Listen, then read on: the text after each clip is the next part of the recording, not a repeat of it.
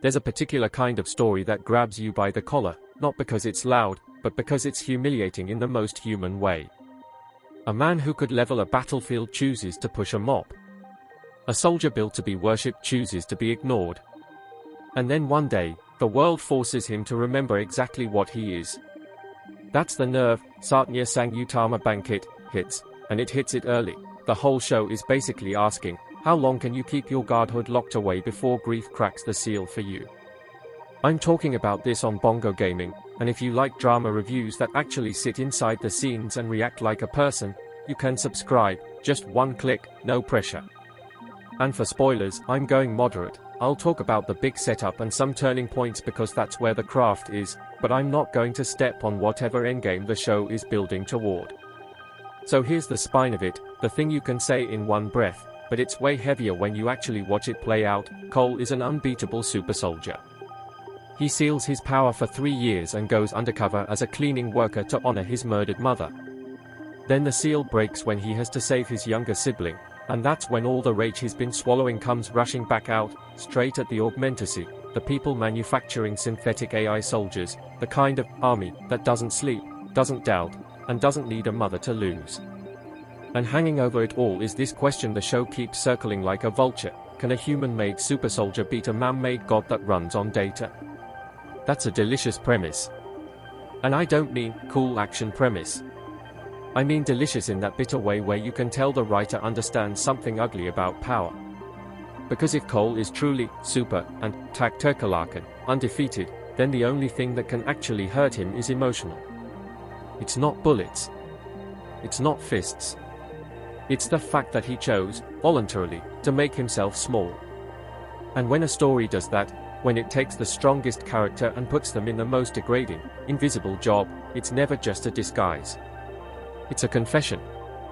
The show's first big trick is that it doesn't treat that janitor cover like a cute gimmick. It films it like a life. Like, you can feel the weight of it. The production design leans into textures, hard floors that reflect harsh overhead light, grime in corners that never quite disappears, the way a corridor looks sterile until you're the one kneeling down scrubbing someone else's footprint out of it. And I'm bringing this up because Saatnya sang Utama Bangkit is at its best when it remembers that humiliation is a physical thing. It sits in your shoulders. It changes how you breathe. If the actor playing Cole didn't sell that with his body, the whole concept would collapse. And he does sell it. He plays Cole like a man who is constantly doing math in his head, not tactical math, emotional math. How much eye contact is too much? How low should his gaze be to avoid attention but not spark suspicion? How quickly can he move without reminding people there's an engine under the hood? There's this tightness in his posture that reads, to me, less like, I'm pretending to be weak, and more like, I'm trying not to explode. That distinction matters. Because it turns the janitor act from cosplay into penance. If you've ever had a job where you were basically part of the furniture, you know exactly what the show is tapping into. People talk around you like you're not there. They step over your work like it's air. And the drama uses that invisibility as a weapon and a wound at the same time. Cole is hiding, yes, but he's also punishing himself. It's his way of saying, I failed to protect her, so I don't get to be the hero. And the show doesn't have to spell that out with dialogue. It's in the way he moves through space like he's trying to take up as little of it as possible. Here's where it got me, personally. I have a weak spot for stories where grief turns into ritual. I'm not even trying to be deep, it's just something that hits my throat every time. People don't know what to do with loss, so they do something repetitive. Something measurable. Clean the floor. Fold the clothes. Count the days. 3 years. A seal with a timer on it. Cole's power isn't just sealed like some fantasy lock, it's sealed like a promise you make to yourself when you're drowning. If I can just get through this long, I'll be okay. And the show is grim enough to know that promise is usually a lie. And just to keep it real, the janitor angle could have been corny. It could have been that old trope where the undercover badass gets disrespected so the audience can fantasize about the moment he finally snaps. That fantasy is in here, sure. But what surprised me is how often the show seems more interested in the cost of not snapping. The cost of swallowing it. The cost of being a living weapon and choosing to be unarmed. The mother's death is the gravitational center, even when the plot isn't actively showing it. And I'm going to stay careful with specifics because the storyline we've got is the boundary, but the way the show frames the honor his mother motivation feels raw, not romantic. It doesn't come off like, my mother was an angel and I must avenge her. It comes off like, my mother was the one person who saw me as a human, and now that she's gone, I don't know what I'm allowed to be. That difference is huge. One is just revenge fuel. The other is identity crisis. And you can feel that identity crisis in the show's visual language. When Cole is in cleaning mode, the color palette leans colder, flatter, like fluorescent life. Whites that don't feel clean, they feel punishing. Blues that don't feel calm, they feel numb. The camera tends to hold a little longer than you expect on mundane actions, hands wringing cloth, a mop bucket rolling, uniform being adjusted. It's like the drama is saying, this is the real battlefield right now. Not explosions. Endurance. Then, when the story starts leaning toward the augmentacy and the synthetic soldiers, the energy shifts. The editing gets sharper. Cuts come faster. Sound design gets more metallic, more engine room. You start hearing the show's obsession with systems. With factories. With production. And that's when the themes start to slide into place like a knife. Because the augmentacy aren't just bad guys who make evil robots. The show positions them as believers. They are building something they think is inevitable. A replacement. A future where human messiness, love, grief, loyalty, gets edited out, and what's left is pure obedience optimized by AI. And I don't know about you, but that concept is scarier than any monster. A soldier who doesn't hesitate is terrifying, sure. But a soldier who can't hesitate?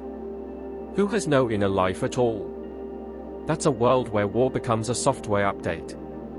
Let me give you a mini-scene retelling, the kind of moment the show lives on, without pretending I'm recapping exact episode beats. Picture Cole late into this undercover life.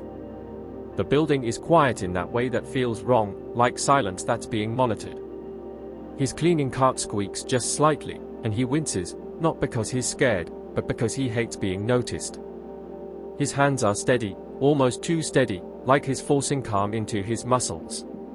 Somewhere nearby, there's an argument or a threat or something aimed at his younger sibling. The camera doesn't need to show us a big villain speech. It just needs to show the shift in Cole's breathing. The microsecond where his eyes stop being dull and start being ancient. Predatory. And then the seal, this thing he has been holding onto for 3 years like a vow, starts to feel less like a lock and more like a dam. You can almost hear the pressure behind it. Not power. Anger. Grief that has been turned into an engine. And when it breaks, it doesn't feel triumphant. It feels like a tragedy finally allowed to speak. That's the genius of making the seal break because he saves his sibling. It's not, he got angry because someone insulted him. It's not ego. It's love. It's protection. It's the one emotion he can't ritualize into numbness because it's alive right in front of him. And immediately, the show puts you in a moral bind that I really appreciate. You want him to unleash, because it's cathartic, but you also know the moment he does, the world will never let him be small again. The moment he becomes the super soldier publicly, he stops being a person and starts being a resource. And the show knows that. It frames the power as both freedom and captivity. That's not easy to pull off in an action-leaning drama. Most shows treat power-ups like glow-ups. This one treats it like relapse. Like he was sober for 3 years and then life shoved a bottle in his hand. Now, let's talk about the relationship angle, because that's where the emotional stakes live or die. Cole and his younger sibling aren't just hero and kid he has to protect. The sibling is basically the last thread tying him to the life his mother wanted for him. Every time he chooses restraint, it's not just to stay hidden, it's to keep the sibling out of the blast radius of his identity. That's why the moment the seal breaks matters so much. He's forced to pick between secrecy and safety, and the show doesn't pretend that's a fair choice. Chemistry-wise, what works is the imbalance. Cole feels like a man trying to act normal, and the sibling feels like the only person who could potentially sense that something is off, even if they don't know the full truth. The tension isn't romantic or will they won't they. It's, will you finally tell me who you are, and if you do, does that ruin what's left of us? And if the drama keeps leaning into that instead of turning the sibling into a plot device, it's going to keep landing. There's a detail I liked in how the drama framed honoring his mother. It's not portrayed as clean. It's complicated. Because honoring someone can mean living the life they wanted for you, but it can also mean chaining yourself to guilt. And I felt like Saatnya sang Utama Bangkit is aware of that toxic edge. Cole's decision to live as a cleaner could be read as humility, but it can also be read as self-punishment bordering on self-harm. And the show lets both readings exist, which is more honest than the usual martyr narrative. And okay, I have to do a quick aside because my brain did this thing while watching. Every time Cole pushed the cart around, I kept thinking, this man is the most overqualified employee in history. Like, imagine being the supervisor and you're like, could you please mop aisle 3, and you're giving instructions to someone who could snap the building in half. It's absurd. But the show uses that absurdity to make a point about labor and invisibility. People will treat you like nothing if your uniform tells them you're nothing, even if you're literally a weapon of legend under there. That's not just funny, it's depressing in a very real-world way. Now, the Augmentacy. Even their name has this clinical, upgrade-coded vibe. Augment. Enhance. Improve. It's the language of tech, not the language of humanity. And the drama uses that to create this philosophical enemy for Cole. Because Cole is augmentation too, in a sense. He's a super soldier, an enhanced human. But the key difference is he still has a mother. He still has a sibling. He still has grief. He still has a reason that isn't coded. That's the central conflict the show is building, the clash between lived experience and manufactured obedience. Between a man whose power is tied to emotion, and a system trying to build power that doesn't require emotion at all. And that's where the Buatan idea becomes more than a cool line. A god driven by data is basically a god without conscience. It doesn't need to hate you to destroy you. It just needs to calculate you as inefficient. And when the drama starts flirting with that concept, it also starts doing something interesting with sound. You get more synthetic tones, more rhythms that feel like they're counting. Even in quieter moments, there's this subtle suggestion that the world is being measured. I can't claim exactly what motif they repeat without stepping into made-up specifics, but the general vibe is clear. The show wants you to feel like there's a machine listening behind the walls. Like someone is always collecting. Pacing-wise, I'm a little torn, and this is where I'm going to be honest in a way that might be contrarian depending on what other people wanted from this show. Some viewers are going to wish the seal breaks earlier. They're going to want the fireworks right away. I actually think the slower build is the point. The restraint is the genre twist. You're watching a super soldier drama that refuses to let its super soldier be super for a while, and that tension is where the anxiety grows. If you rush that, you get a more standard power fantasy. The show is clearly trying to make you sit in the discomfort of strength choosing smallness. But, because I'm not going to pretend it's perfect, there are moments where the show risks mistaking slow for stuck. If the narrative spends too long in the same emotional note of Cole is quiet, suffering, cleaning, you start to feel the gears. You start to see the writer holding back the break because the break is the big moment they're saving.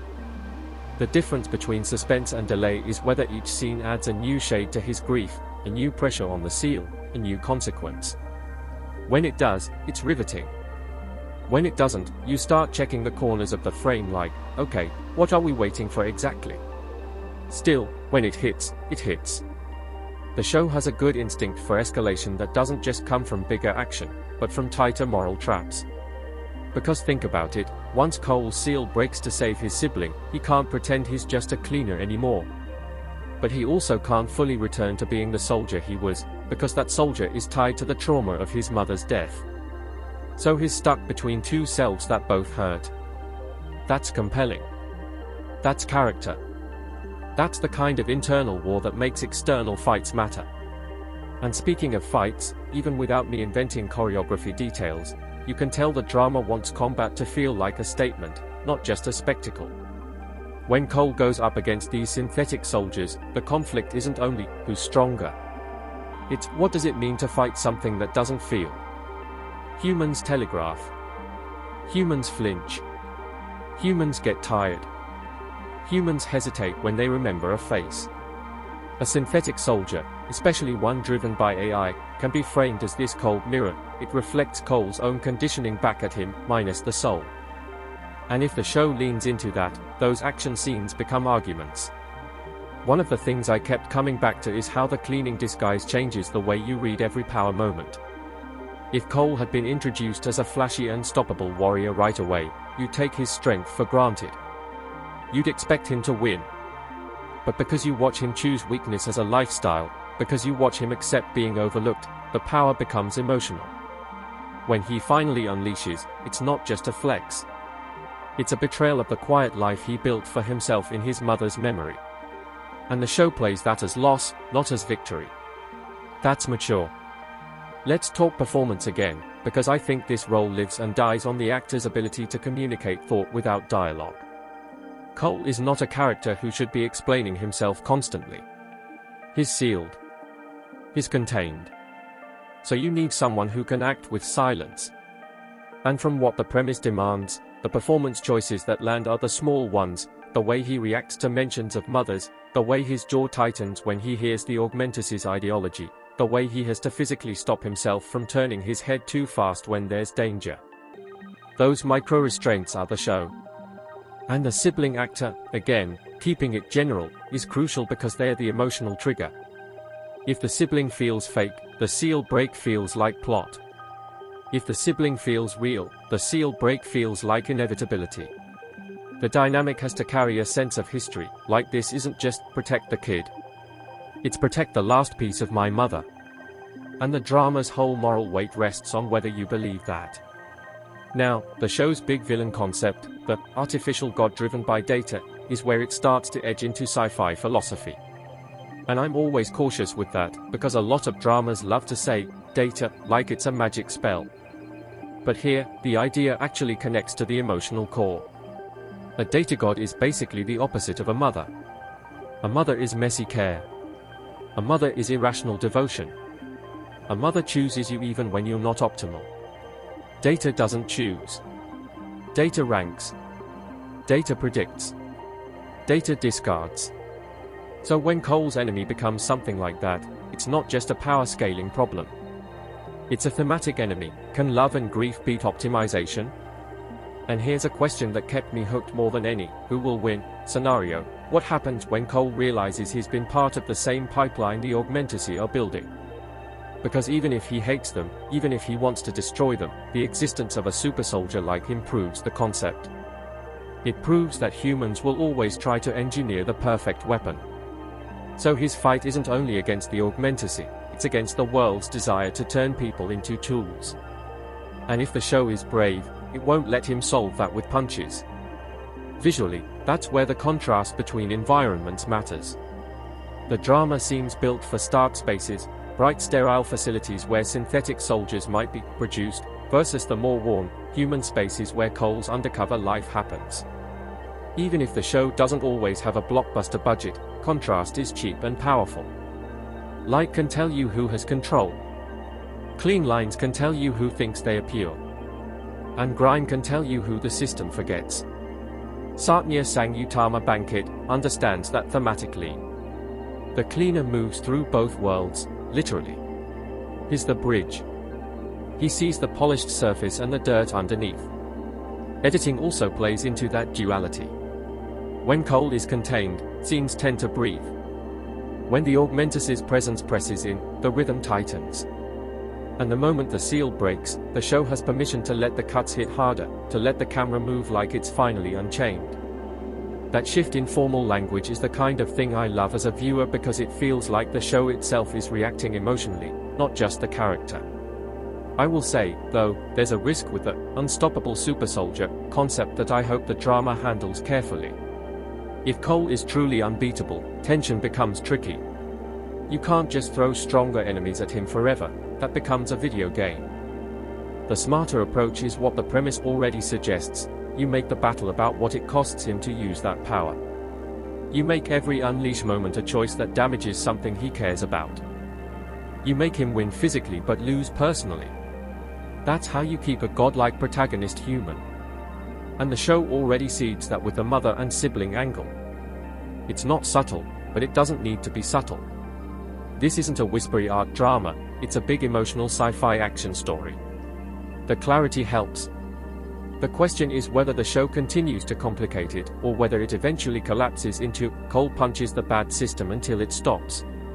Because the Augmentacy aren't one person you can punch. They're an idea. They're an institution. They're a market. And the show's most interesting enemy is that inevitability feeling, that creeping sense that synthetic soldiers are being built because the world wants them, not because one villain twirled a mustache. That's why the data god concept is such a strong escalation. It's basically the end point of the Augmentacy's logic: if you have enough data, enough surveillance, enough modeling, you don't just build soldiers, you build prophecy. You build a system that predicts rebellion before it happens, neutralizes it before it breathes. And if Cole is fighting that, then his strength might not matter. Because how do you hit a prediction? How do you defeat something that already knows your patterns? And here's where I want to give the show credit for something that might not be the most popular take. Some people will watch this and roll their eyes at the AI god language, like it's trying too hard to sound profound. I didn't read it that way. I read it as the show admitting that tech ideology has become religion. And that's not wrong. When people talk about the algorithm like it's fate, when they accept optimization as morality, when they treat human behavior as data to be harvested, you basically have a faith system. And pitting a grieving son against that is a surprisingly potent image. Also, the Indonesian title itself, Saatnya Sang Utama Bangkit, has this vibe of prophecy too. It's time for the main one to rise. The chosen one energy is there. But the show complicates chosen by making the chosen one want to disappear. That's the twist. Cole isn't hungry for the spotlight. He's trying to bury himself in service, in routine, in the anonymous labor his mother probably understood. And when the world forces him to rise, it's not a coronation, it's an exhumation. I want to linger on the mother angle one more time because it's the emotional engine. The fact that Cole's disguise is specifically to honor her tells you that she mattered in a way no military title ever did. And I found myself thinking about how the show uses that as a critique of militaristic identity. Cole is super because of what was done to him, trained into him, engineered into him. But the person he wants to honor is the one who gave him a name, a home, a sense of being someone outside of function. That's the human argument against the Augmentacy. Not robots are evil. Its function is not a life. And if you're wondering whether the drama balances all this with entertainment, yes, it does, because it's still fundamentally a story about a seal breaking and power flooding back into the world. There's an inherent thrill in that. The show understands the viewer is waiting for that snap. It just tries to make you feel guilty for wanting it. Which worked on me. I caught myself craving the unleash moment, and then when I got a taste of it, my immediate thought wasn't, let's go. It was, oh no. That's good storytelling. You can also tell the show is setting up the Augmentacy not just as opponents but as mirrors.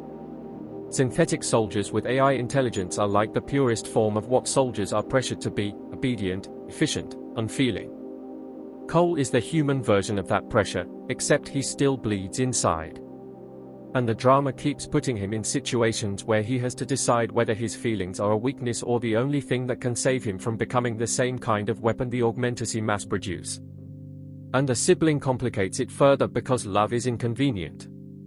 Love makes you predictable, ironically. If a data-driven enemy is analyzing you, your love becomes a pattern. Your protection becomes a weakness. The show is smart to tie the seal break to saving the sibling, because it basically announces, this is his Achilles heel, and it's also his reason to fight. That's narratively efficient and emotionally cruel. The more I sat with it, the more I appreciated the janitor disguise as thematic staging. A cleaner sees the aftermath.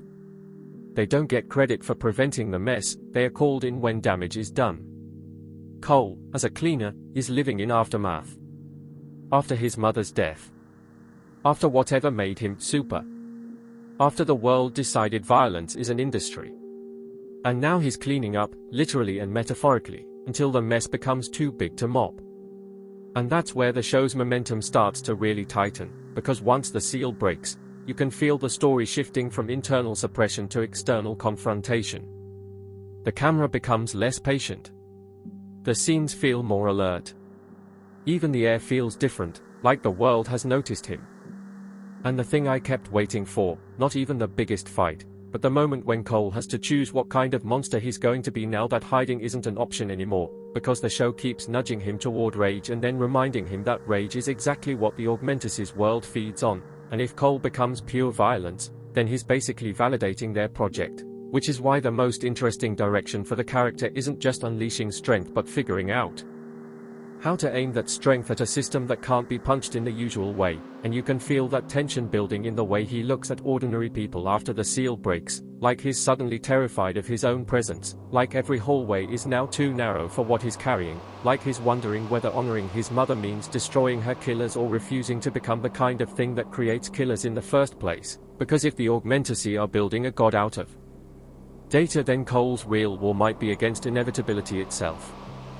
And the next stretch of the drama starts to press right into that uncomfortable question of whether a human heart can stay human once it's been turned back into a weapon and pointed at a future that's already been calculated, and that's where Saatnya sang Utama Bangkit starts to feel less like a standard revenge rocket and more like a pressure cooker about control. Because the second Cole becomes seen again, the show subtly changes what it considers danger. It's not just, can anyone hurt him? It's, can anyone steer him? And there's a big difference. A character like this is rarely threatened by fists, he's threatened by narrative. By manipulation. By being turned into a symbol, a product, a headline, deterrent, whatever this world uses. You can almost sense the story daring itself. Okay, you built a guy who can't lose in a straight fight. Now prove you can still make me nervous. One thing I like is how the drama treats the seal as more than a plot switch. 3 years is a long time to live in a false skin.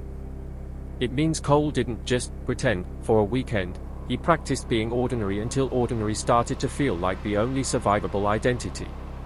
And the show, at least in the way it's framed, seems aware of the psychological whiplash of that. When you spend years training your body to be quiet, smaller steps, softer voice, slower reactions, then suddenly you are forced to move like the weapon you really are. It's not just power returning. It's your nervous system getting ripped in half.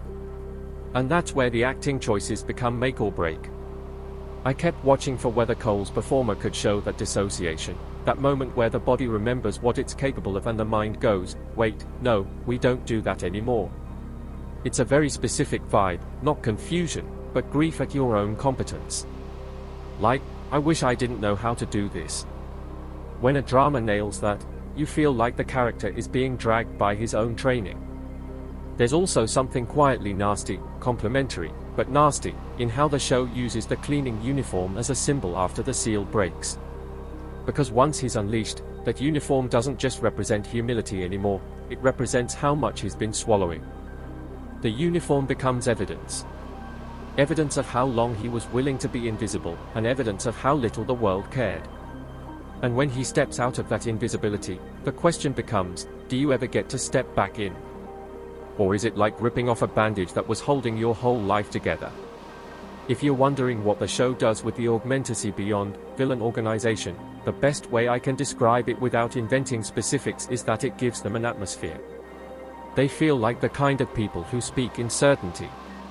They don't sound like they are making choices, they sound like they are following a roadmap. And that's terrifying, because it implies they've outsourced morality to metrics. They've turned ethics into engineering. The drama's main tension isn't just physical, it's ideological. Cole's grief is messy and personal, and the Augmentus's mission is smooth and scalable. And yes, scalable is the gross word that's hovering in the air. Synthetic soldiers. Production. Mass manufacturing. If a human soldier is a tragedy every time you lose one, a synthetic soldier is inventory. That little shift is one of the most unsettling things the show is poking at. It's not saying, AI is evil. It's saying, when war becomes easier to resource, it becomes easier to justify. It becomes something you can run like a subscription. Here's the sneaky part, the drama is also implying that the world already treats human soldiers like inventory, too. Cole might be super, but he's still a product of a system. So when he lashes out at the Augmentacy, it's not some pure moral high ground. He's raging at a future version of the same logic that built him. That's why his anger feels complicated instead of righteous. It's anger with guilt baked into it. And if the show stays honest, it won't let him stay a clean hero. Because, unbeatable, characters only stay interesting if they are morally bruised. Cole can be right to hate the Augmentacy and still be wrong in how he expresses it. He can be a protector and still be a danger. And the drama already gives you the seed for that with the sibling. Saving them broke the seal, but it also put them closer to the storm. Love saved the day and ruined the cover. That's classic tragedy mechanics. Let me rehook you with the question that kept chewing on me mid-watch. If the enemy is a data-driven god, what exactly counts as winning in this world?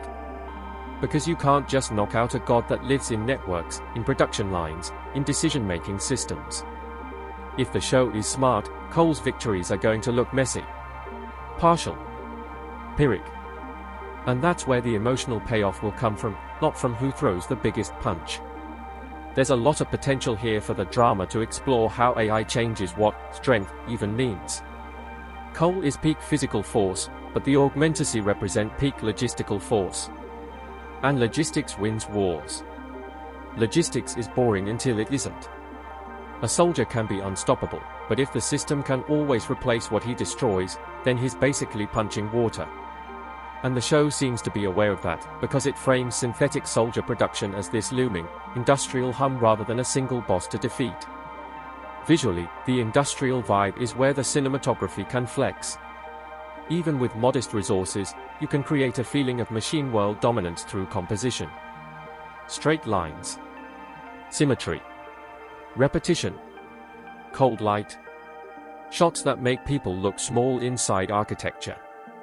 Meanwhile, Cole's world as a cleaner is all about corners and edges and stains, the imperfections.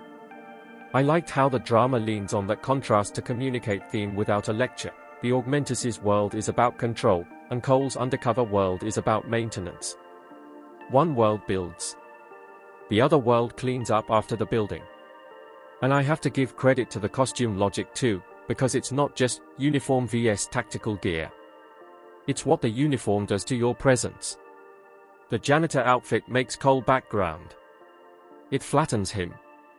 It makes his body readable as non-threat.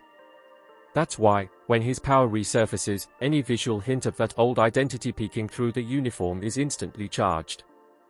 It's like watching a lion wear a leash. Not because it's cute, because it's wrong. The editing is also doing a neat thing with restraint.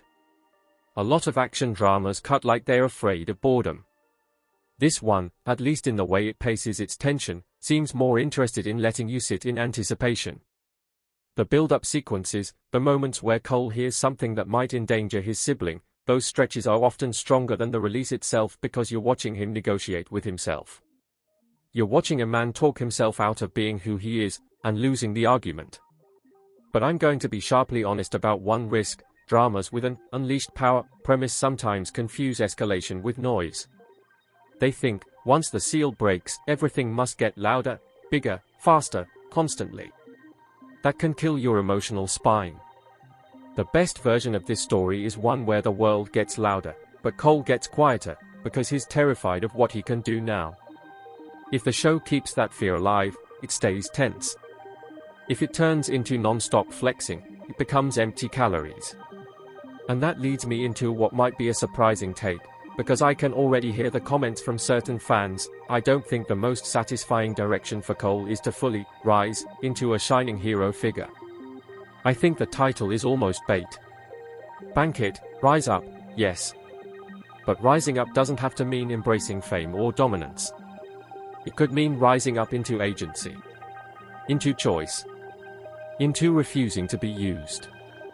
And that's a harder, more interesting story than he becomes the strongest and defeats the strongest. The latter is easy. The former asks the show to have a moral backbone. Because look, if the Augmentacy are manufacturing synthetic soldiers with AI, then there's money, there's politics, there's public fear, there's propaganda. Cole can smash a squad, but can he stop demand? Can he stop people in power from wanting an army that doesn't question orders? That's where the drama can become genuinely resonant with real-world anxieties. Not in a preachy way. In a, this is how systems work way. And this is where I felt my own biases kick in. I'm the kind of viewer who gets bored when a show thinks bigger explosions equal bigger stakes. I'm not immune to spectacle. I love a well-shot action sequence like anyone, but I'm always chasing the moment where the character has to make a choice that leaves a scar. That's the stuff that sticks in my memory a week later. Saatnya sang Utama Bangkit has the ingredients for that kind of stickiness, especially if it keeps foregrounding grief as the source code of Cole's decisions. There's an emotional confession I'll throw in here, because it genuinely affected how I watched this. I lost someone close to me years ago, and I remember how weirdly logistical grief became at first. Like you're not crying 24/7, you're doing tasks. You're cleaning. You're organizing. You're making life look normal because you don't know how else to exist. Cole's choice to become a cleaner hit me in that exact nerve. It's not glamorous grief, it's functional grief. And when the seal breaks, it's like the show is saying, you can't mop over a crater forever. Eventually, the ground gives. So when he pivots into rage against the Augmentacy, I didn't read it as simple vengeance. I read it as grief finally being allowed to be loud. And that matters because grief, when it's suppressed, doesn't disappear. It curdles. It becomes cruelty. It becomes obsession. The drama is walking a tightrope here. It wants you to cheer his anger, but it also wants you to fear it. If it can keep both feelings in your chest at the same time, it's doing something real. Let's talk a bit about the artificial god idea, because that phrase can go two ways. It can either be a genuinely chilling metaphor for an omnipresent surveillance and decision system, or it can be empty techno-mysticism. What makes it work here, at least from what the premise sets up, is the contrast with Cole's mother. The show keeps placing mother and God on opposite ends of the emotional spectrum. A mother represents intimate, unscalable love. A data god represents scalable control with no intimacy at all. So when Cole fights the Augmentacy, he's not just fighting for survival, he's fighting for the legitimacy of messy human bonds in a world trying to automate everything. And can I just say, that's a rare emotional angle for a super soldier versus AI army story. A lot of sci-fi goes straight into, what is consciousness, can robots feel, all that. This one seems more interested in, what happens to humans when we stop needing humans. That's darker. It's not about robot rights. It's about human disposability. Now, I do want to address something that might bother some newcomers. Because the storyline describes Cole as super unbeatable, and the enemy as synthetic soldiers with AI, there's a temptation for the drama to lean into power scaling, like it's a tournament. Who's stronger, who's faster, who has better upgrades? That can be fun. But it can also flatten the story into stats. The moments I cared about most weren't the who wins moments. They were the who is he becoming moments. If you're going in expecting pure power fantasy, you might get impatient during the sections where Cole is still living small or wrestling with his choices. But if you can sit with character tension, you'll probably find the slow burn rewarding, because it keeps reframing what strength means. The show isn't shy about telling you Cole can destroy. The suspense is whether he can avoid becoming the thing the Augmentacy want the world to accept. I also appreciate that the sibling isn't just a hostage in the premise. The sibling represents continuity. Family.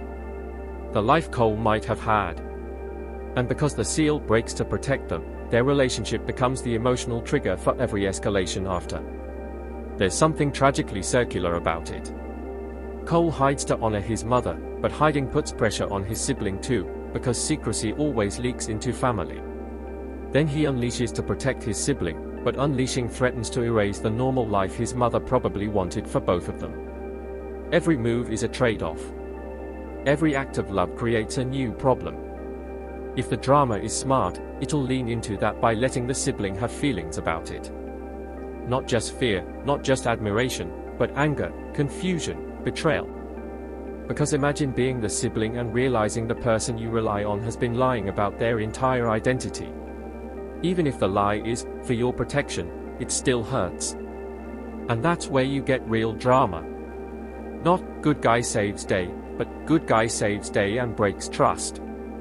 Let me paint another impressionistic miniscene that captures what I mean about trust, without pretending it's a literal transcript of an episode.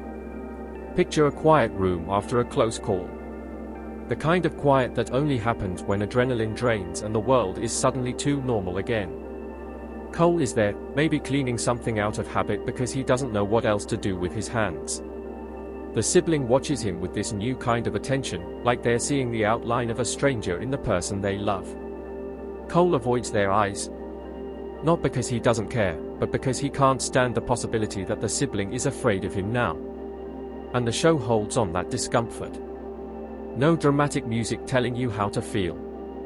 Just the sound of a cloth, breath, maybe a distant hum of the world outside still turning.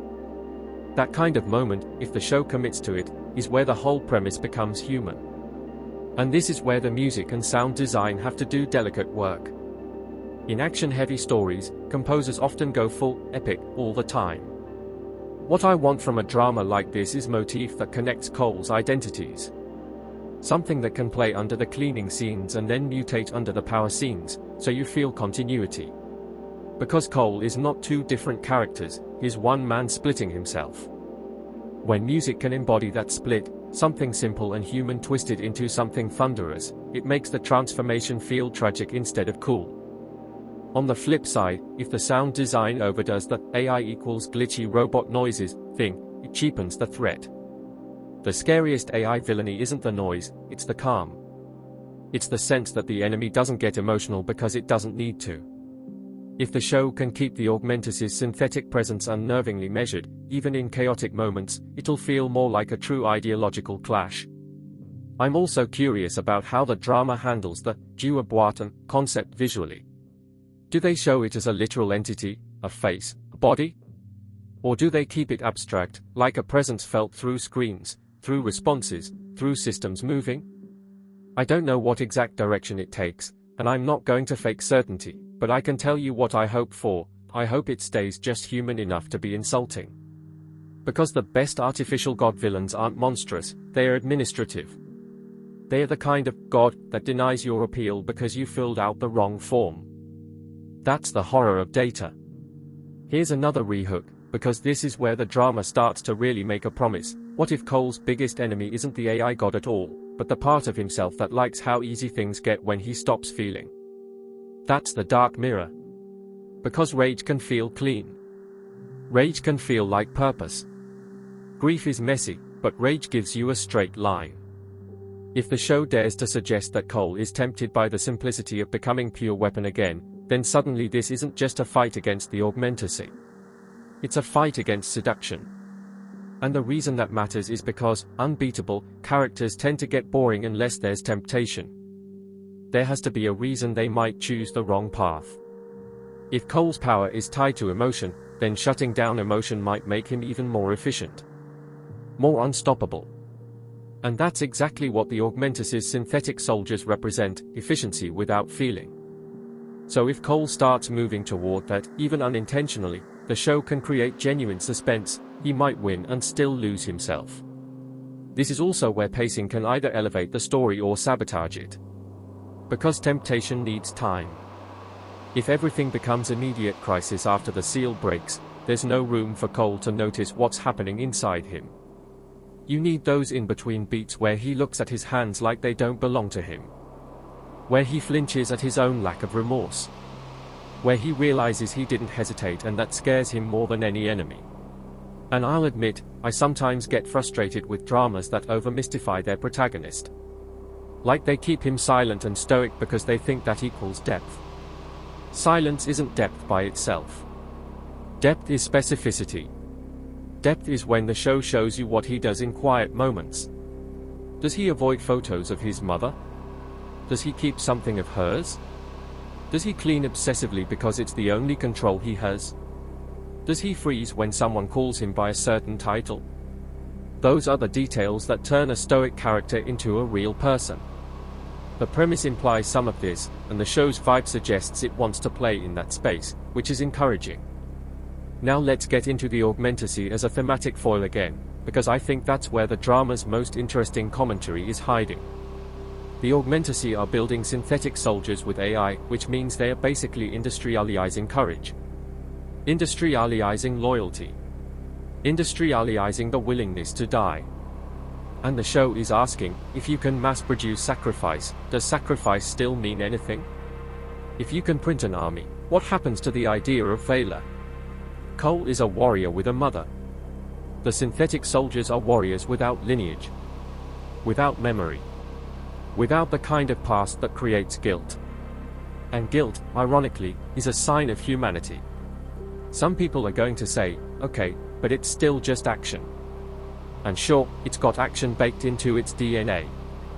But the best action stories are always about something else. This one is about labor, grief, family, and the mechanization of violence. That's why the janitor cover isn't a throwaway. It's the key.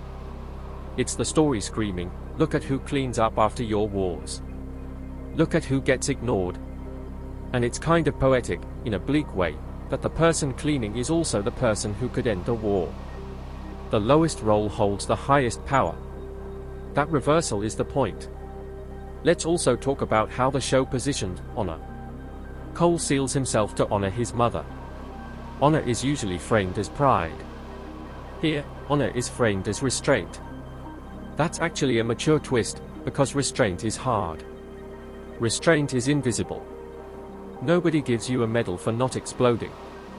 And that's where the drama feels emotionally truthful. Cole's most heroic choice might be the one nobody sees.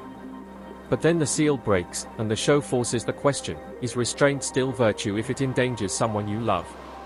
Because he doesn't break it for ego. He breaks it for his sibling. So the show is basically creating a moral dilemma where both sides are good. Restraint honors his mother's memory, but action protects his family. And the tragedy is that the world makes those incompatible. I also want to shout out the way a drama like this can use camera distance to manipulate empathy. When Cole is cleaning, if the camera stays a little farther back, you feel his isolation. He's a small figure in a big uncaring hallway. When the seal breaks and he confronts enemies, if the camera comes closer, you feel intensity. You feel breath. You feel weight. Switching that language can make you experience his transformation physically. And I felt that intention in the premise's design, smallness filmed as environment, power filmed as presence. There's a place where editing can get really clever too, match cuts. Imagine cutting from a mop hitting the floor to a body hitting the floor. Cutting from a bucket of water spilling to a burst of power spilling out. That kind of visual rhyme is catnip for me when a show does it well, because it turns thematic ideas into sensory experience. I can't confirm the drama uses those exact tricks, but the setup is practically begging for it, and when filmmakers see that kind of symbolic opportunity, they usually can't resist. Okay, quick human aside before I get too intense. Watching Cole silently clean while carrying this god-tier secret made me feel weirdly stressed, like I was the one hiding something. You know when you're in public and your phone is at 1% and you can't find a charger? That's how the seal felt to me. Just this constant low-grade panic. Except instead of a dead phone, it's an unstoppable soldier's grief. Totally normal comparison. Very healthy brain I have. Now, if you're a newcomer, you might be asking, is this show more sci-fi or more melodrama? And the answer, at least based on the premise and how it plays emotionally, is that it uses sci-fi as a blade to cut into melodrama. The tech concepts are there to raise stakes and shape the enemy, but the heart of it is family. It's a son honoring his mother. It's a sibling bond under pressure. It's grief and rage in a trench coat pretending to be a cleaner. And the reason that blend works is because sci-fi is at its best when it takes a human feeling and amplifies it through a concept. Here, grief becomes a seal, Anger becomes a power source. Love becomes a trigger that breaks containment. AI becomes the cold alternative to human mess. The show is basically turning emotions into mechanics, which is inherently dramatic. You can feel the gears, but if the performance and direction are strong, the gears feel like fate, not like writing. Another angle I kept thinking about is how the drama treats data as destiny. A data-driven God implies prediction. It implies that the enemy can model your behavior and counter it. That introduces a unique kind of tension, not, can you hit harder, but, can you surprise the system? And that's where Cole's humanity might be his only advantage. Because humans are irrational. Humans are inconsistent. Humans do things that don't make sense on paper. If the enemy is a machine god, then Cole's grief might be precisely what makes him unpredictable.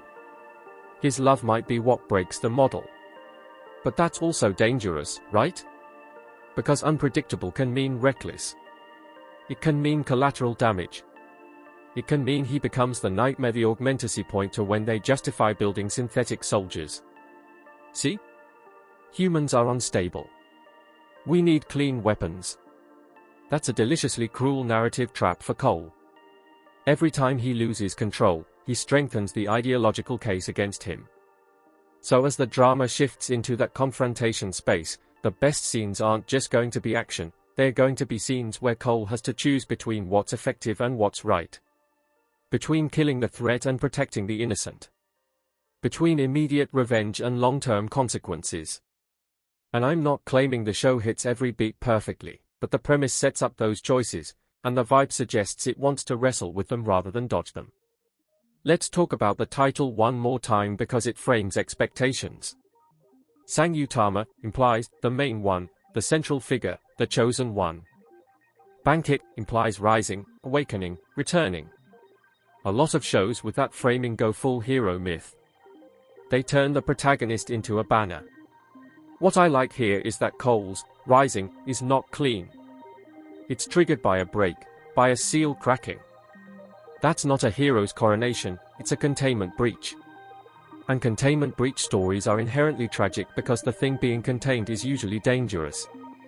Which means the show has an opportunity to do something that's way more interesting than a typical save the world arc. It can ask, should Cole even be unleashed? Was sealing him the right choice? Not morally, but practically. If he truly is unstoppable, does the world have the right to ask him to stay sealed? Does he have the right to unleash if it endangers others? That's the kind of messy ethical territory that makes sci-fi drama sing. And the show's villain concept supports it, because the Augmentacy are doing the same ethical sin from the other side. They're creating unstoppable things too, just without conscience. So you have two extremes. Cole is power with a conscience that might break. The synthetic soldiers are power without conscience by design. And the data god is the ultimate extreme, power that doesn't even require a body. If the drama plays it right, the conflict becomes about what kind of power is acceptable. Is emotional power safer because it can be swayed by love, or more dangerous because it can be swayed by rage? Is cold power safer because it's predictable, or more dangerous because it's unstoppable and unfeeling? There's no easy answer. That's why it's interesting. I also want to highlight something about audience manipulation, in a good way. The show sets you up to crave the moment Cole stops being disrespected. You want the disrespect to end. You want him to reveal himself and shut everyone up. That's a very common viewer impulse, especially in undercover badass stories. But the show complicates that by tying his smallness to his mother. So when you crave the reveal, you're also craving him to let go of her memory in a way. You're craving him to stop honoring her and start honoring his rage. That's uncomfortable. And I love when a drama makes you examine what you're cheering for. This is where a lot of viewers might split. Some will say the emotional angle is too heavy, they just want Cole to wreck the Augmentacy. Others will say the emotional angle is the whole point. I'm firmly in the second camp. Because if it's just about wrecking an evil organization, we've seen that. The unique hook here is that he hides for 3 years as a cleaner because of a mother's death. That's not standard. That's specific. That's the soul. Still, I'll be fair, the show has to earn that heaviness. It can't just keep pointing at the mother and expecting you to feel something. It needs moments of lived memory. Not flashbacks necessarily, those can be overused, but objects, habits, phrases, whatever makes the mother feel like a presence instead of a plot coupon. If the mother remains just the reason, the story becomes thin. If she feels like a person, then Cole's entire undercover life becomes heartbreakingly logical. And because the premise includes honor his mother and save his sibling, the show is naturally positioned to explore the difference between honoring the dead and protecting the living. Those are not always compatible. People who are grieving sometimes get stuck trying to pay a debt to the past while the present is begging them for attention.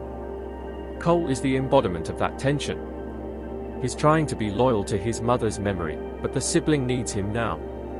The seal breaking is basically the present screaming louder than the past.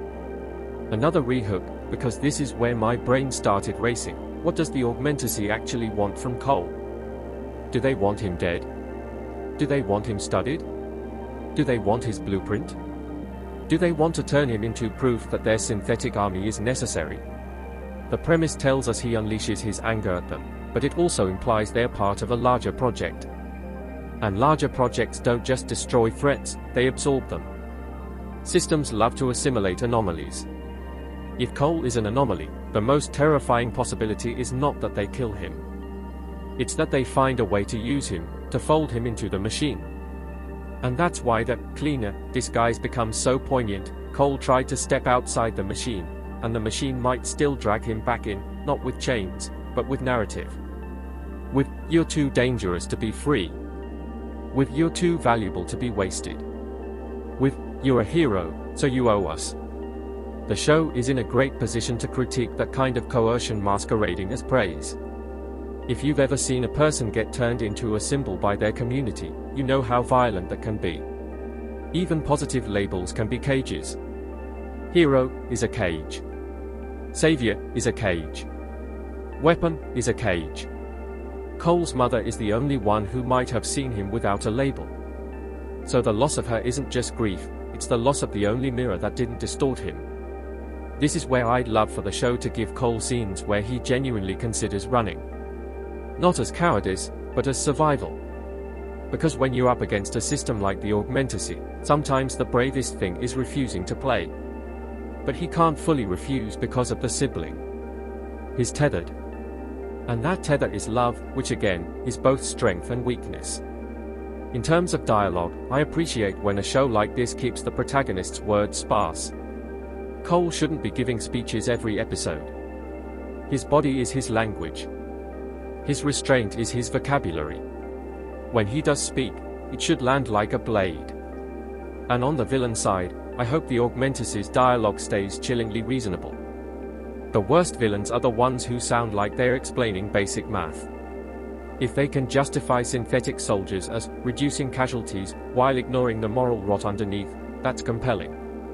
One critique I'll throw in, because I don't want to sound like I'm only praising, there's a fine line between mysterious and intense, and monotone. If the show leans too hard into grim silence, some scenes can start to feel emotionally samey. Cole's grief is the core, yes, but grief has textures. There's numb grief. Hot grief. Shame grief. Grief that makes you gentle. Grief that makes you cruel. The performance needs to show variation, otherwise the emotional track becomes one long note. And the writing needs to give him situations that pull different reactions out of him, not just anger over and over. That's why the sibling is so important. The sibling can pull tenderness out of him, impatience out of him, guilt out of him, fear out of him. The Augmentacy pull rage and disgust. The mother's memory pulls sorrow and devotion. If the show keeps balancing those emotional magnets, Cole stays dimensional. Now, I've been circling around action without describing it, because I'm not going to invent set pieces. But I can talk about what the action represents. When Cole fights synthetic soldiers, the show is staging a debate: human intuition versus machine calculation. Human pain tolerance versus machine durability. Human creativity versus machine optimization. And the best action choreography for that kind of fight isn't just cool moves, it's contrast. It's moments where Cole does something irrational and it works. Or moments where he does something emotionally driven and it backfires. Or moments where the synthetic soldier doesn't respond to pain cues, which forces Cole to adapt. And you know what else makes those fights interesting? Sound. If the synthetic soldiers have a different sonic texture, heavier footsteps, different impacts, a subtle mechanical whine, then every hit feels like it's landing on something wrong. That wrongness is the horror element. It's not gore, it's uncanny. The Duabuatan, being driven by data, also opens up the possibility that the real fight is information.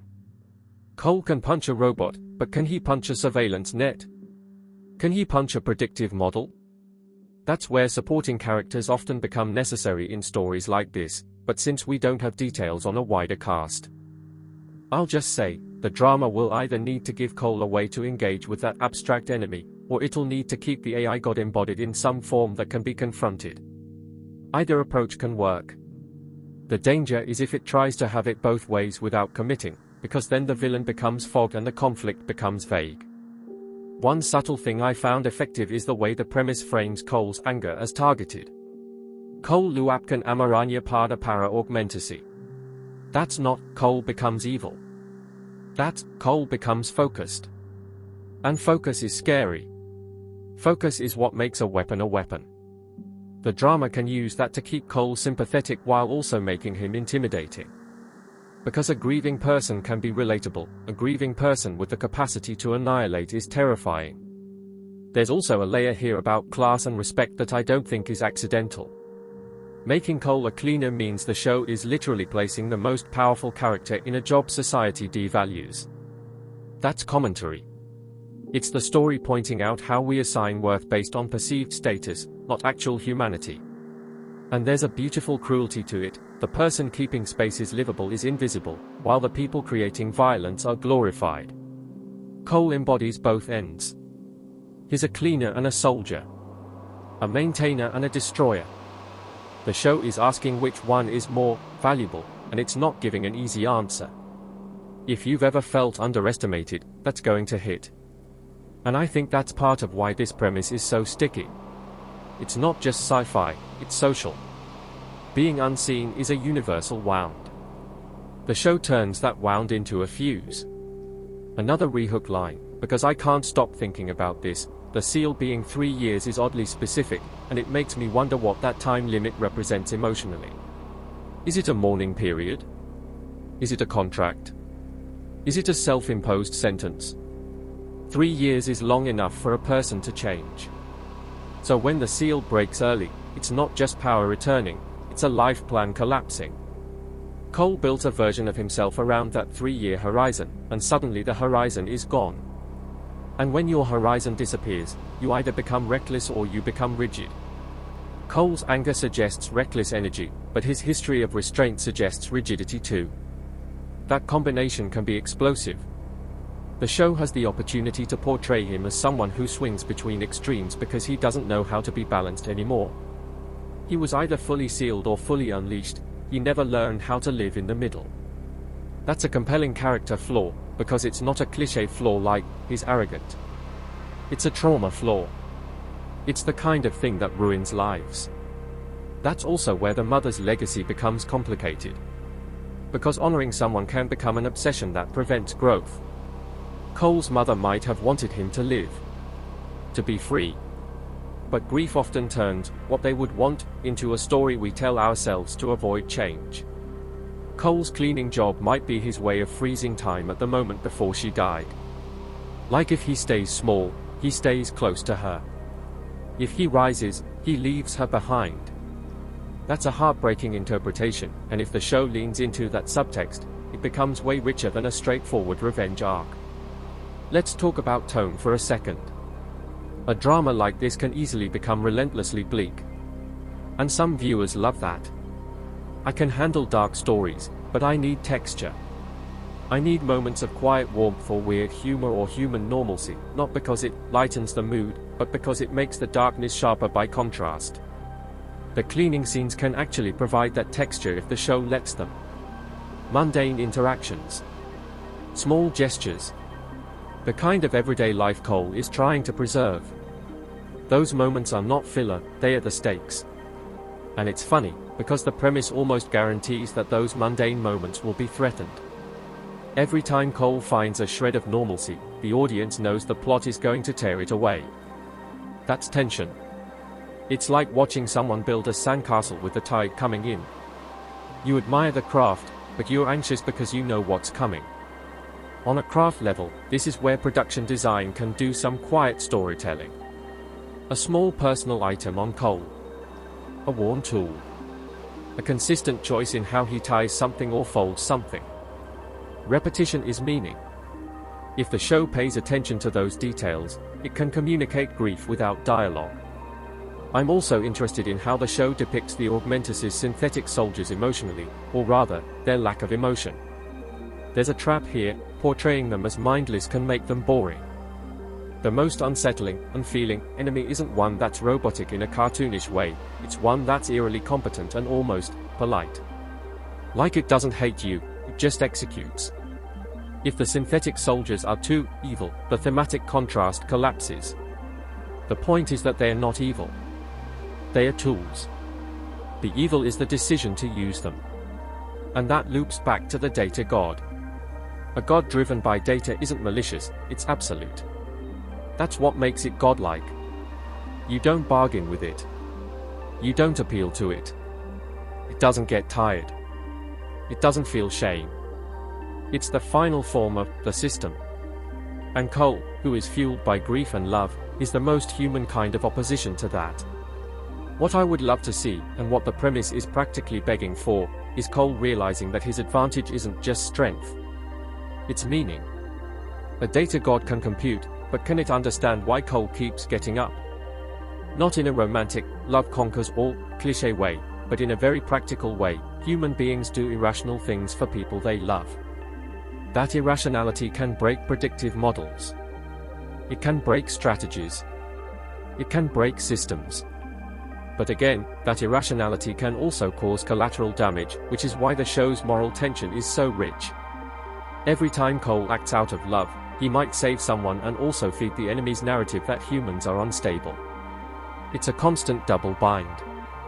Now, I'm going to shift to something that often gets overlooked, how a show like this handles coolness. Because yes, Cole is cool by design. Unbeatable super soldier, hidden identity, rage unleashed. That's inherently cool. The danger is glamorizing his violence in a way that undermines the grief theme. If the camera fetishizes his power too much, you start to feel like the show is cheering for destruction rather than mourning its necessity. The best direction is to film his power like a storm, or inspiring, yes, but also terrifying and out of control. Film it like something that leaves wreckage even when it wins. If the drama does that, then Cole's strength remains a tragedy. It stays aligned with the mother's death as the emotional anchor. And because I'm watching this like a viewer, not like an academic critic, I'll tell you the truth, I want those moments where Cole almost loses it and then doesn't. Those moments are more satisfying than the full unleash sometimes.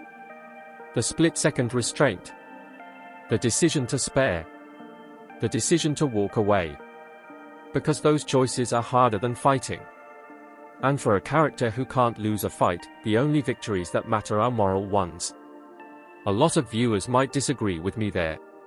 They might be like, no, I want him to destroy the Augmentus. Totally fair. I get the catharsis. But if the show is trying to say anything about the cycle of weaponization, then pure catharsis is dangerous. It becomes propaganda for the same ideology it's critiquing, that the answer to a violent system is a stronger weapon. Sometimes the answer is refusal. Sometimes the answer is dismantling. Sometimes the answer is exposing.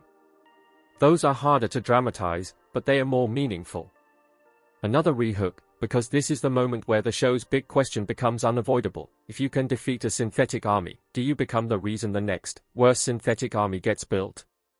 Because escalation is what systems do. And Cole's existence could trigger an arms race. If the Augmentus can't control him, they'll build something that can. And the data god feels like that something.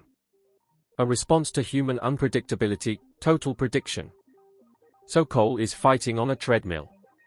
And the show's tension becomes, can he step off the treadmill without abandoning his sibling? Can he protect without feeding escalation? Can he honor his mother without turning into a myth that gets used by other people? I keep coming back to that cleaning cart image because it's so strong. A cart is literally a tool for maintenance, for restoring order. Cole pushing the cart is him trying to restore order to his own life after chaos. When the seal breaks, he drops the cart metaphorically. He stops restoring, starts destroying. And the drama can make that moment as symbolic as it wants without feeling forced, because the symbol is embedded in the premise. Also, a small point but an important one, being a cleaner means being in spaces other people aren't paying attention to. It's the perfect disguise for someone who needs to observe. That can set up a lot of narrative possibility. Cole can overhear things. He can see patterns. He can notice what polished people miss. So even before the seal breaks, the cover can give him a different kind of power, informational power. And that's the kind of power you need against a data-driven enemy. Physical strength is one axis, awareness is another. If the show uses the cover to build Cole's intelligence and strategy, not just his suffering, it becomes even more satisfying. I'm also curious how the drama handles Cole's identity in the aftermath of the seal break. Does he still try to keep the cleaner persona? Does he cling to it because it's the last link to his mother? Or does he abandon it completely because it's been compromised? Either way, there's emotional fallout. If he keeps it, it's denial. If he drops it, it's grief. There's no painless path. And there's something quietly heartbreaking about the idea that Cole chose a job that's associated with cleaning up other people's messes because he feels responsible for a mess he couldn't clean, his mother's death. You can't mop that up. You can't sanitize that. You can only live around it. And the show's premise makes his entire undercover life a metaphor for trying to scrub a stain out of the world that doesn't come out. That's why, when the seal breaks, the anger makes sense. Cleaning is a slow way of dealing with filth. Rage is a fast way. Rage says, I'm done scrubbing, I'm burning the whole place down. It's seductive. It feels like control. But it's also self-destruction. And if the show can portray rage as both relief and poison, it'll keep Cole from becoming a flat, Avenger archetype. I want to touch on the broader social commentary here too. Synthetic AI soldiers are an extension of a world that wants consequences without responsibility. If soldiers are synthetic, then nobody's child comes home in a coffin. Nobody votes against war because their neighbor died. War becomes frictionless. And frictionless violence is the scariest violence. That's what the augmentacy represent. They are trying to remove the human cost from war so war becomes easier to deploy. Cole, ironically, is also a form of removing human cost, because one super soldier can replace many. His efficient violence. So he's not outside the critique, he's inside it. That's why the story can be morally interesting if it doesn't pretend Cole is pure. He's a victim of weaponization and also a beneficiary of it. He's both exploited and empowered.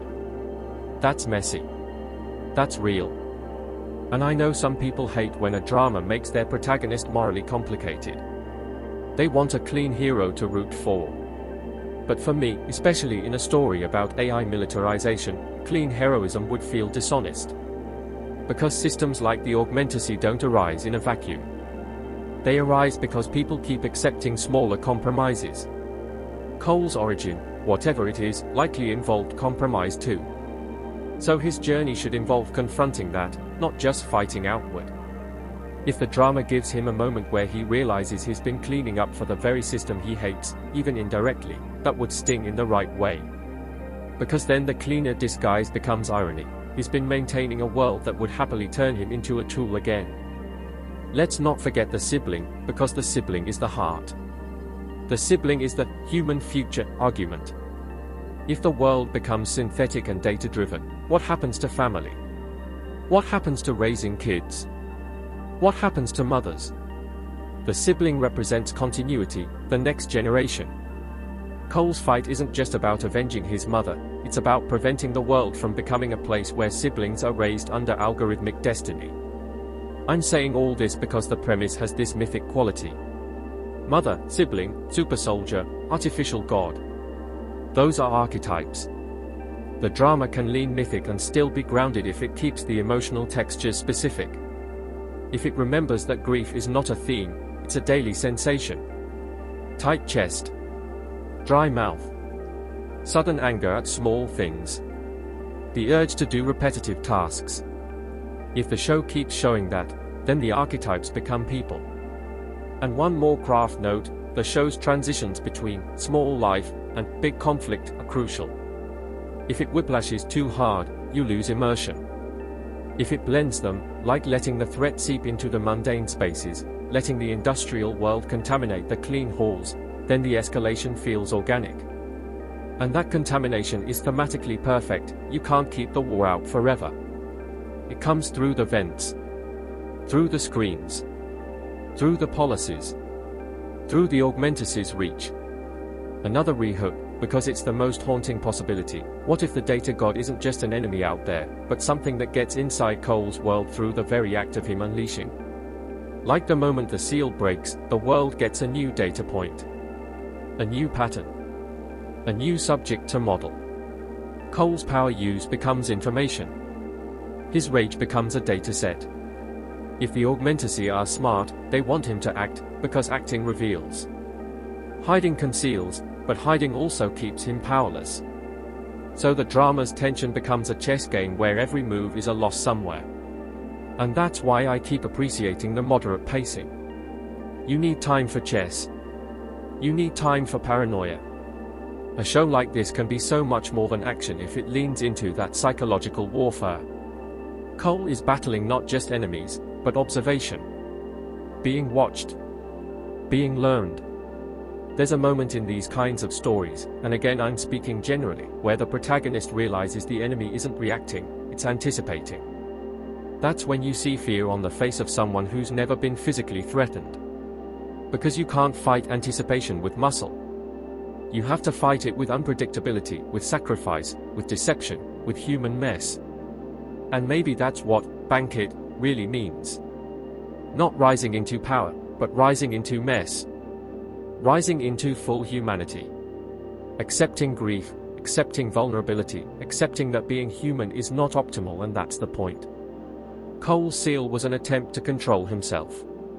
To optimize his own existence into safe and quiet.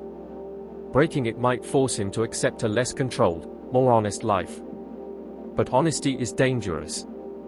And if I'm being honest as a viewer, this is where I start feeling protective of Cole, because I can see the story setting him up to be used by everyone. Used by villains, used by institutions, used by fearful civilians, used by his own need for vengeance. He's a man with too much power and not enough room to be a person. And that's why the mother's murder matters so much. It's not just trauma, it's the removal of his anchor. Without her, he's unmoored. The cleaning job is him trying to create a new anchor out of routine. But routine breaks when danger arrives. And danger arrived through the sibling. So now his anchor is a person, not a routine. That's stronger, but it's also more vulnerable. If the show continues building on that, the next big emotional milestone isn't even the biggest confrontation with the augmentusi. It's the moment the sibling sees the full truth and has to decide whether to accept Cole as both protector and threat. And Cole has to decide whether to let the sibling into the storm or keep them outside and risk losing them emotionally. That's where the drama can truly hurt you in the best way. I'll stop circling and say it plainly. Saatnya sang Utama Bangkit is at its best when it makes power feel like a burden you can't set down. When Cole's strength doesn't free him, it isolates him. The cleaner disguise is loneliness. The super soldier identity is loneliness. The only antidote is connection, and connection is exactly what the data god can exploit. So when the story leans toward that inevitable clash with the artificial god, I'm less interested in, can Cole win, and more interested in, what does Cole have to give up to win, because if the enemy is driven by data then it will always try to convert his love into leverage, It will always try to turn his grief into predictability. And the only way for Cole to stay ahead might be to do something that breaks not just the seal but his own idea of what honoring his mother looks like, which is why the drama's next movements feel like they're pushing him toward a choice that isn't about strength at all but about whether he's willing to let the past stop dictating the shape of his future, and whether a man who spent 3 years cleaning up the world's mess can accept that some messes can't be cleaned, only confronted, only lived through, only carried, and that carrying them might be the real definition of Utama, in a world trying to outsource its humanity to machines that never have to carry anything inside them at all, because they don't have mothers to lose and they don't have siblings to save and they don't have a heart that can betray them in the middle of a fight when it remembers a face and hesitates just long enough for everything to change. And that hesitation, if the show really understands what it has here, isn't weakness, it's proof of life. And the scariest thing about a data god is that it can't hesitate, so it can't be alive. And the closer Cole gets to matching its efficiency, the more he risks becoming a different kind of dead thing, which makes the tension in the next stretch feel like it's building toward not just bigger battles but quieter moments where he tests himself, where he checks whether he still flinches at the right things, whether he still feels shame, whether he still feels tenderness, whether the sibling can still pull him back from the edge when the edge starts to feel like the only place he can breathe. And that's where the drama's emotional knife really starts to twist, when you realize the sibling isn't just in danger from the augmentacy, the sibling is in danger from being the last thread holding Cole's humanity together. Because what happens if that thread snaps? What happens if protecting them requires him to stop being human in the first place? What happens if the only way to beat a god made of data is to become data like yourself? And you can feel the show hovering over that choice as it moves deeper into its conflict, tightening its grip, letting the industrial coldness of the augmentacy's world seep into the warm, mundane spaces Cole tried to hide in, until even the act of cleaning starts to look like a war ritual rather than a job, and Cole's hands, once careful, once quiet, start to look like instruments again, and he notices it. And he hates it, and he can't stop it because he's already moving toward the next unavoidable collision where the question isn't whether he can destroy the synthetic soldiers but whether destroying them teaches the world to build something worse, something closer to a true artificial god, something that doesn't even need soldiers anymore because it can rewrite the rules that decide who gets to live quietly and who gets forced to rise. And that's the other horror here. Once you've been forced to rise, the world starts rearranging itself around your standing position. Doors you used to slip through quietly now swing open like you belong there. People who used to look through you now look at you like you're a solution. And I swear, there's something deeply unsettling about that kind of attention in a story where the main character has been trying to disappear out of love. Because attention isn't just validation. Attention is targeting. This is where Saatnya sang Utama Bangkit starts feeling like it's not only about AI and synthetic soldiers, but about what society does to exceptional people. Not in a genius misunderstood way. In a resource to be mined way. Cole's power, once visible, becomes a commodity. Even if nobody says the word commodity out loud, you can feel it in the way the world shifts. It's the vibe of being appraised, measured, weighed. And against a data-driven enemy, that appraisal is the first step toward capture. I keep thinking about how smart the show was to make Cole's disguise a job that already comes with surveillance. Cleaning staff are around cameras constantly, in buildings that have policies, access points, logs. That means the act of hiding is already happening inside a monitored environment. So when his seal breaks, it's not just, oh no, he used power. It's, oh no, the building has eyes. And I'm not saying the show spells it out like that, but the concept of data god automatically makes you reinterpret every mundane space as a potential sensor. And there's a craft reason this works. The show has built an aesthetic language where clean, sterile spaces feel like control. So the more Cole operates in those spaces, the more it feels like he's inside the enemy's stomach. Even if he's physically dominating, he's spiritually being digested. That's a hard feeling to create. And the reason I'm lingering on it is because it keeps the tension alive even when the protagonist is overpowered. Another thing that's quietly effective is how the premise positions the augmentacy as a production force rather than a singular face. A lot of dramas want a big charismatic villain you can hate. Here, the hate is more diffuse, because the villain is a process. It's a supply chain. It's a philosophy. That can be harder for audiences who want a clear target, but it can also be way more frightening because you can't just remove a process by killing one person. You have to dismantle incentives. You have to dismantle belief. And in a show like this, dismantling belief is where Cole's personal story becomes weaponry. Not his fists, his narrative. His existence as a super soldier who still has a mother's memory could be the only counter-propaganda strong enough to shake people awake. Because if the Augmentus's pitch is, humans are unreliable, then Cole's pitch is, humans are irreplaceable. But the show is also honest enough to suggest that Cole could accidentally become the Augmentus's best advertisement if he loses control. That's why the emotional discipline matters more than physical discipline.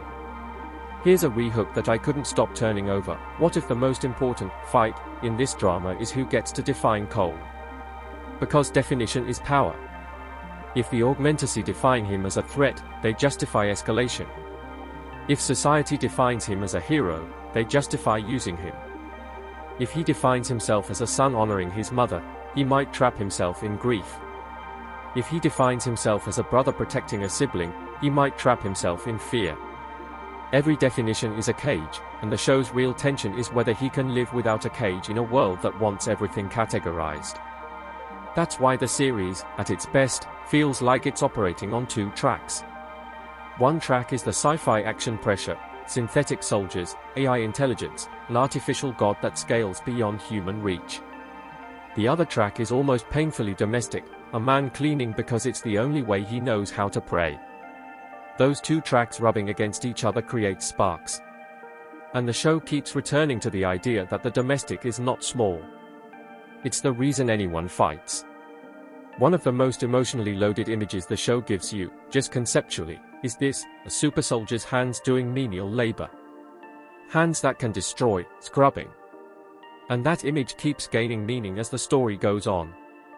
At first, it's, wow, he's humble. Then it becomes, wow, he's punishing himself. Then it becomes, wow, he's trying to keep control. Then it becomes, wow, he's trying to remember how to be human. And if the drama is consistent, those meanings stack. The same gesture becomes a different scene depending on what you know about his inner state. That's something a lot of dramas forget. Repetition isn't boring when the context changes. Repetition is how you show obsession, ritual, trauma. Cole cleaning over and over is not filler if the show is using it as a barometer.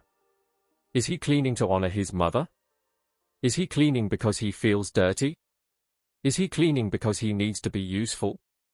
Is he cleaning because he's scared of what his hands do when they are not occupied? Those are all different emotional temperatures, and a good actor can show them without changing the action at all. Let's talk about that actor again, because this is a performance that lives in tension.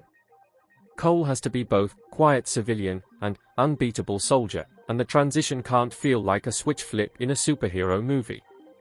It has to feel like something tearing. If the actor goes too big too fast, you lose believability. If he stays too contained even when unleashed, you lose catharsis. The sweet spot is when you can see the containment still present even during power, like he's holding a leash that's burning his hands. And I'll be honest, I'm not always a fan of the stoic male lead who barely speaks archetype, because it can be lazy writing. But here, the stoicism makes thematic sense. He's sealed. He's suppressing. He's hiding. Silence is part of the plot. The key is whether the show uses silence to reveal, not to avoid. Silence should be filled with choices, with reactions, with the sense that he's constantly calculating the smallest possible way to exist. There's also an interesting tension between honoring his mother and spilling rage at the Augmentusi. Those are not automatically aligned. A mother's memory can inspire vengeance, sure, but it can also inspire restraint, compassion, mercy, depending on who she was and what she taught him. And the show has room to complicate this in a way that would elevate it. Cole might believe he's honoring her by destroying her killers, but deep down he might know she would hate what he's becoming. That's the kind of internal conflict that makes a revenge story emotionally punishing rather than just satisfying. And I love when a drama dares to make revenge feel like grief's ugly cousin. Because revenge is often framed as closure. In real life, and in good storytelling, revenge is usually a trap. It gives you direction, but it doesn't give you peace. It keeps your life oriented around the thing that hurt you. It keeps your mother's death alive in the worst way, like an engine instead of a memory. So when Cole turns his anger toward the Augmentacy, I'm not watching like, yes, go get them. I'm watching like, okay, how much of you is this going to cost? And the show invites that reading because it started with sacrifice, 3 years of hiding. A sacrifice like that usually means the character is capable of extreme self-denial. Extreme self-denial often flips into extreme self-destruction. Same muscle, different direction. Here's a short aside that made me laugh at myself. At a certain point, I realized I was rooting for Cole to get therapy. Like genuinely. Not because I want the story to be soft, but because the whole premise is a case study in what happens when you weaponize grief and then pretend it's noble. And I know, therapy, in a super soldier sci-fi drama sounds ridiculous, but if a show can make you feel that about a character who could break tanks with his bare hands, that's a sign the emotional writing is doing its job. Now, the synthetic soldiers with AI intelligence. The show's premise makes them sound like the next step in militarization, soldiers that aren't people. And if the drama is smart, it will keep them from feeling like just robots to punch. They should feel like a threat to the concept of accountability.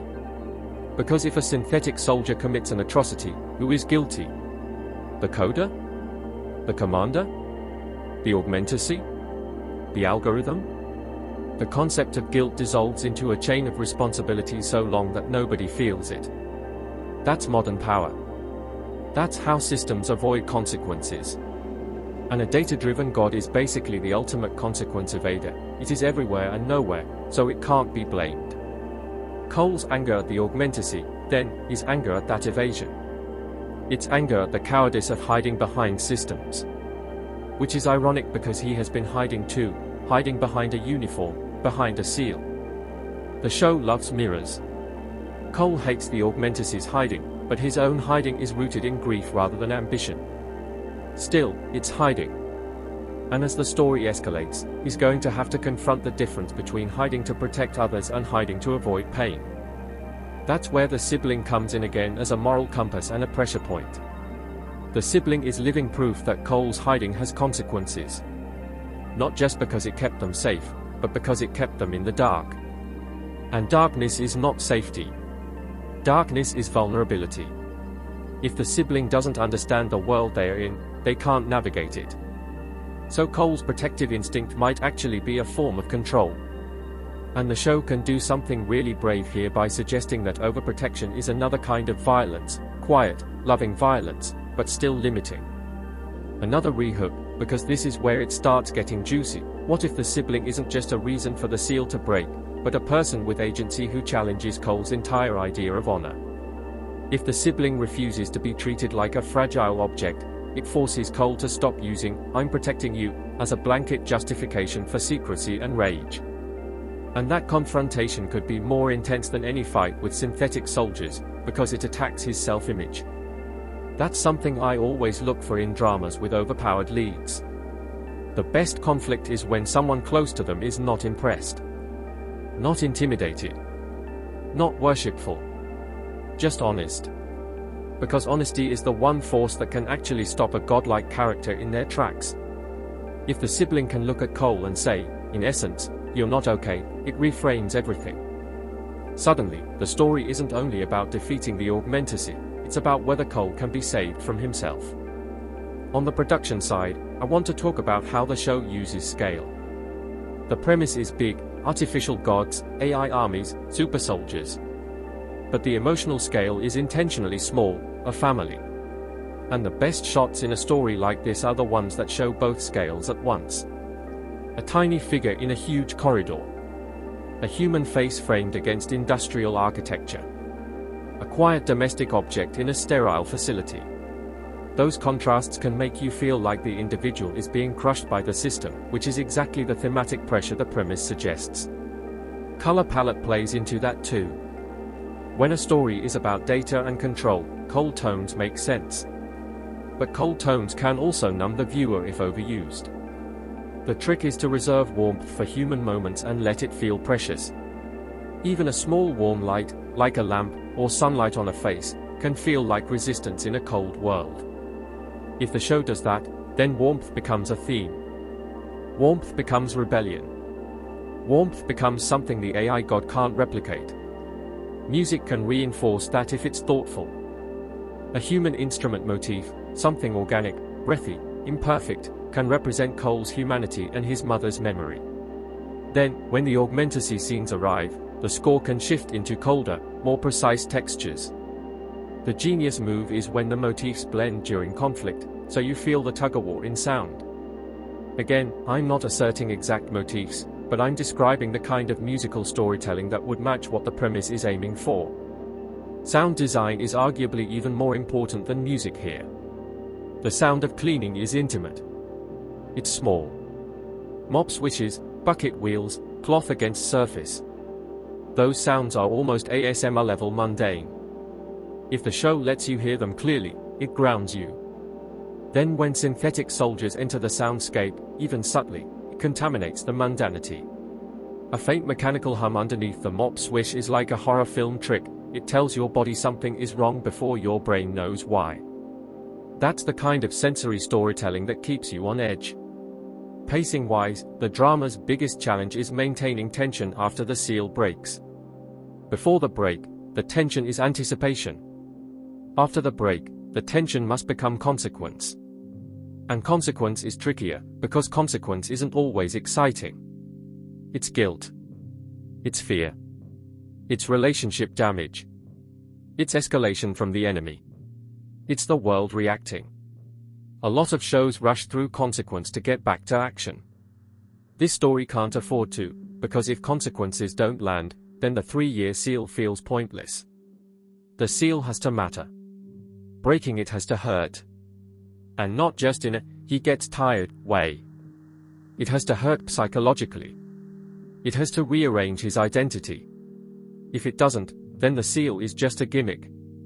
I also appreciate how the premise frames the augmentasy as producing synthetic soldiers, because it implies a factory logic rather than a handcrafted villainy. That means Cole's rage has to find a target in something larger than a single enemy. And that's hard to dramatize because audiences like faces. But it can be done by focusing on the way systems treat people. The way they talk. The way they justify. The way they normalize. The villain becomes a worldview. The artificial god driven by data is basically the purest expression of worldview as villain. It's not a man with a tragic backstory. It's the endpoint of believing that information is morality. That prediction is justice. That efficiency is goodness. And let me tell you, that is a real-world belief system right now, which is why the show feels timely even though it's sci-fi. We are living in an era where people accept algorithmic decisions as neutral, even when those decisions ruin lives. The drama is tapping into that discomfort and wrapping it in a super soldier revenge shell. Another contrarian take I want to offer, because I've seen audiences sometimes miss this in similar stories. I don't actually think the AI god is the coolest part of the premise. I think the coolest part is the mother. Not because mothers are sacred, in some cliché way, but because the mother is the only thing that the data god can't compute. Data can compute your habits, your movements, your speech patterns. It can't compute the private, irrational, unscalable shape of love between a child and a parent. It can approximate it, predict behaviors around it, exploit it, sure. But it can't replicate what it feels like inside. And if Cole's mother is written as a presence, if her memory is textured and specific, then she becomes a kind of spiritual weapon against the coldness of the world. Not in a magical way, but in a meaning way. Because meaning is the thing machines can't generate authentically. They can simulate. They can remix. But meaning, the kind that makes you choose suffering for someone else, is something else. Cole's 3-year self-imposed seal is meaning. It's irrational. It's self-sacrificial. It's not optimal. Therefore, it's human. And that's why the show's central question, can a super soldier defeat a data god, might have an unexpected answer. Maybe the way you defeat a data god isn't by overpowering it, but by refusing its value system. by choosing something it considers inefficient and making that choice contagious. But that's hard, because choosing inefficiency in a violent world can get people killed. That's where the drama's moral complexity lives. I want to talk about how the show handles anger as an emotion, because a lot of dramas treat anger like a simple fuel. Anger makes you strong, anger makes you brave, anger gives you purpose. This show, from its premise, has the opportunity to treat anger like a secondary emotion. Under the anger is grief, shame, helplessness. Cole isn't angry because he loves being angry. He's angry because he couldn't protect his mother, and because the world kept moving as if her life was an acceptable cost. That kind of anger is both righteous and corrosive. The best scenes in a story like this are the ones where Cole's anger is pointed at the wrong thing. Not because he's stupid, but because he's human. He might snap at someone harmless. He might destroy something symbolic. He might regret it immediately. Those moments are painful, but they are what keep him real. If his anger is always perfectly directed at villains, it becomes fantasy. And fantasy might be fun, but it won't stick to your ribs. And this is where I can imagine some viewers getting annoyed, because they'll be like, why doesn't he just wipe out the augmentacy? But again, if the augmentacy are a system, wiping them out isn't a punch. It's a process. Cole's strength is not the same as strategic victory. And the show can keep tension alive by making him realize that power doesn't equal control. In fact, power often reduces your control because it makes you a target. Another rehook, because I think this is the turning point conceptually, the moment Cole realizes his power is being studied. Not just observed, but analyzed. Modeled. Reduced. When you're up against a data-driven enemy, the worst thing is to become legible. Once you are legible, you can be predicted. Once you can be predicted, you can be countered. Cole's entire undercover life was about being illegible. Invisible. Now he's the most visible thing in the room, and every act of violence is an act of self-revelation. That means the show can create tension even in victory. Cole might win a fight and still lose ground strategically because he gave the enemy information. That's a very modern kind of threat. It's not, you can't beat me. It's, every time you beat me, you feed me. This also connects to the sibling, because the sibling's safety makes Cole predictable. If the enemy knows who he'll protect, they can steer him. That's why the sibling relationship is so emotionally rich and also so terrifying. It's not just, kid in danger. It's, love as a handle. And any story that treats love as both holy and exploitable is automatically more mature than stories that treat love as pure magic. Now, I want to zoom out and talk about genre expectations. A lot of super soldier stories are ultimately about reclaiming agency from institutions. The hero learns they were used, they rebel, they destroy the program. The end. What makes Saatnya sang Utama Bangkit feel different is the mother element and the labor element. Cole isn't only rebelling because he hates being used, he's rebelling because someone he loved died and the system kept functioning. He's rebelling because he's tired of cleaning up other people's messes, literally. That adds a class-coded anger to his super soldier rage, which makes it feel sharper and more personal. And because the enemy is AI soldiers, it also taps into fears about dehumanization. Not just, robots are scary, but people in power would rather have robots than deal with human rights. That's the social commentary. Synthetic soldiers are appealing to institutions because you don't have to pay them, you don't have to care for them, you don't have to answer to their families. It's exploitation taken to its logical extreme, labor that can't complain. Cole, as a cleaner, represents exploited labor. Cole, as a super soldier, represents weaponized labor. The synthetic soldiers represent labor with all human claims removed. That's the progression. That's why the premise is thematically coherent. When you see it that way, the drama isn't just a revenge tale. It's a story about what happens when systems try to remove humanity from work, whether that work is cleaning floors or fighting wars. And Cole is the bridge between those worlds, which is why his undercover life matters. It's not random. It's the core metaphor. Let's talk about how a show like this can either nail or fumble its supporting world building. Since we only have the core storyline, I'm not going to invent a whole political landscape. But I can talk about what the story needs to feel convincing. It needs to feel like the Augmentacy exist for reasons beyond evil. There has to be demand. Fear. Maybe a history of conflict that makes people accept extreme solutions. When you have that, the Augmentacy feel like a symptom, not just a cause. And that's always scarier. Because you can kill a cause. You can't kill a symptom unless you treat the disease. And that's where Cole's personal story can either become deeply tragic or deeply inspiring depending on how it's written. If he only fights the symptom, he becomes a forever warrior. If he fights the disease, he becomes a revolutionary. But revolutions are complicated, and a lone super soldier can't fix a world by himself. Which means the show might move toward coalition, toward relationships beyond the sibling. Or it might keep it intimate and focus on the small-scale consequences and accept that the world remains messy. Either choice can work, but the drama has to be honest about what one person can do. One of the most compelling things the show can do, again, speaking in terms of narrative possibility, is make Cole confront the fact that being unbeatable makes him lonely. People can't relate to him. They can't help him. They can't understand him. Even the sibling, who loves him, might not fully grasp what it feels like to carry that capacity for violence. That loneliness can become a vulnerability that the Augmentacy exploit. Because isolated people are easier to manipulate. They are easier to radicalize. They are easier to turn into symbols. And if the drama wants to be really sharp, it can show how even fans are dangerous. People who admire Cole's power might push him toward more violence, more spectacle, more hero identity. They might chant for him to rise, not realizing they're asking him to sacrifice his humanity for their comfort. That would be a brilliant commentary on audience complicity in power fantasies. It would also be very bold, because it would implicate the viewer's desire for catharsis. I don't know if the show goes there, but the premise has the teeth for it.